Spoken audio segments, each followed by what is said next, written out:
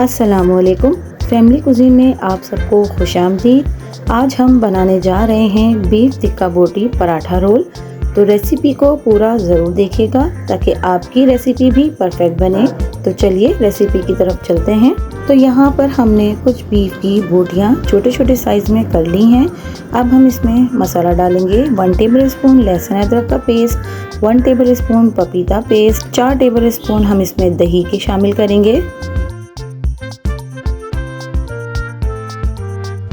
इसके बाद हम इसमें 1 टेबल स्पून लाल मिर्च पाउडर, 1 टेबल स्पून हल्दी पाउडर, 1 टेबल स्पून धनिया पाउडर, हस्बे जायका नमक, 1 टीस्पून भुना कुटा ज़ीरा और 1 टीस्पून काली मिर्च पाउडर हम इसमें डाल देंगे। इन तमाम मसालों को डालने के बाद हम इसमें 2 टेबल स्पून ऑयल का भी शामिल करेंगे और यहाँ पर लास्ट में हम ½ टीस्पून फूड कलर का इसमें शामिल करेंगे। अब हम इन तमाम मसालों को बोटियों के साथ बहुत अच्छे से मिक्स कर लेंगे ताकि तमाम बोटियों पर इक्वली मसाला लग जाए। तो अब हमने इनको मसाला लगा लिया है और अब इसे हम 2 घंटे तक मैरिनेट करके रख देंगे। उस वक्त तक हम इसकी डो गूंद लेते हैं, यानी कि पराठों के लिए आटा गूंद लेते हैं। तो यहाँ पर मैं 2.5 कप मैदे का ले रही हूँ। मैदे में हम 1 टीस्पून नमक और 1 टीस्पून हम इसमें चीनी का शामिल करेंगे। नमक और चीनी शामिल करने के बाद यहाँ पर 4 टेबल स्पून हम इसमें ऑयल का भी डाल देंगे, जिससे कि हमारे पराठे बहुत ही खस्ता बनकर तैयार होंगे। अब इन तमाम चीज़ों को मिक्स कर लेंगे। तो इन तीनों चीज़ों को अच्छी तरह से मैदे में मिक्स करने के बाद हम जैसे जैसे पानी की ज़रूरत पड़ती जाएगी हम इसे गूंदते जाएंगे और एक सॉफ्ट सी और नरम सी आटे की शक्ल में हम इसको गूंद लेंगे। तो देखिए ये यहाँ पर हमारा आटा बहुत सॉफ्ट सा गूंद चुका है। आटे को हमने दरमियाना सा ही गूंदना है, जैसा कि हम नॉर्मली गूंदते हैं। तो यहाँ पर आटा गूंद चुका है और अब हम इसे आधे घंटे के लिए ढककर रेस्ट पर रख देंगे। अब एक छोटी पतीली में हम 2 टेबल स्पून ऑयल डालेंगे और उसमें जो हमने बोटियों को पहले से मसाला लगा कर रखा हुआ था, उसे 2 घंटे कंप्लीट हो गए हैं, उनको हम इसमें डाल देंगे। तमाम बोटियों को पतीली में डाल देंगे और बाउल में से मसाले को अच्छी तरह से साफ करके वो भी इसमें डाल देंगे।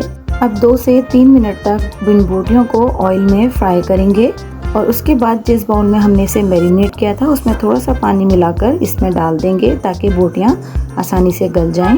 तो जब तक वहां पर गोश्त गल रहा है हम यहां पर आटे के छोटे छोटे से पेड़े बना लेंगे। पेड़े बनाकर हम इसे रोटी की शक्ल में बेल लेंगे। रोटी को जब हम बेल लेंगे तो हम इस पर घी लगाएंगे। अच्छी तरह से हमने पूरी रोटी पर घी को लगा लेना है। इससे हमने लच्छे वाला पराठा बनाना है। तो चारों तरफ घी को अच्छी तरह लगाने के बाद हम इस पर थोड़ा सा मैदा भी छिड़क देंगे।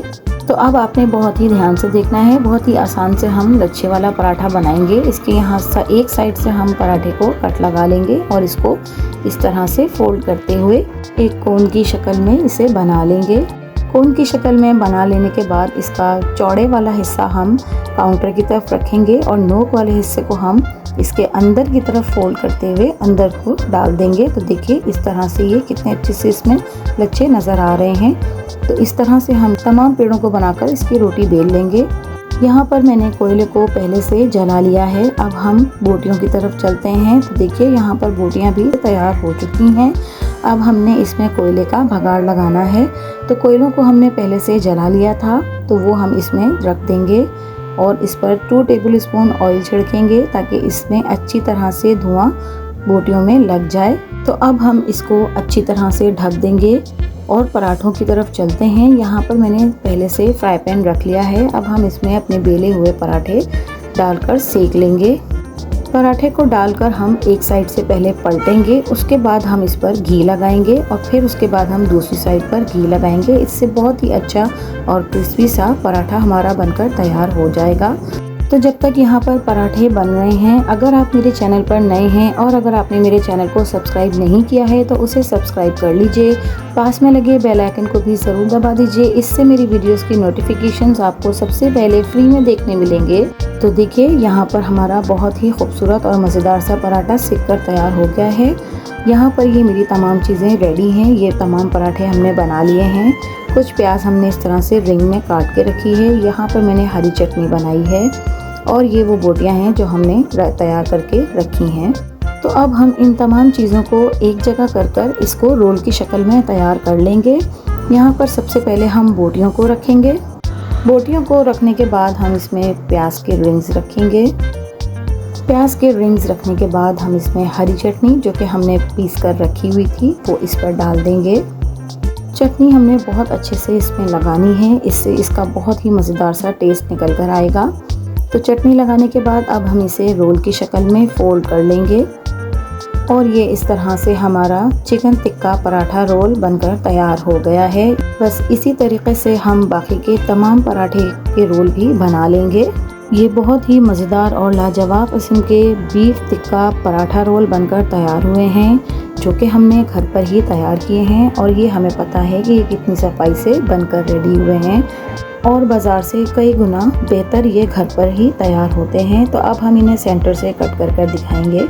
तो ये बहुत ही मज़ेदार और डिलीशियस से बिल्कुल बैलेंस से टिक्का बोटी बीफ रोल बनकर तैयार हुए हैं। आप भी इस रेसिपी को ज़रूर ट्राई कीजिएगा और अपने फैमिली और फ्रेंड्स में इसे ज़रूर शेयर कीजिएगा और कमेंट्स के ज़रिए अपना फीडबैक भी ज़रूर दीजिएगा। वीडियो को पूरा ज़रूर देखा कीजिए और वीडियो देखकर लाइक भी ज़रूर किया कीजिए, क्योंकि आप वीडियो तो देखते हैं और लाइक करना भूल जाते हैं। तो अगर आपको मेरी वीडियोस और मेरी रेसिपीज़ पसंद आती हैं तो मेरे चैनल को लाइक शेयर एंड सब्सक्राइब कीजिए।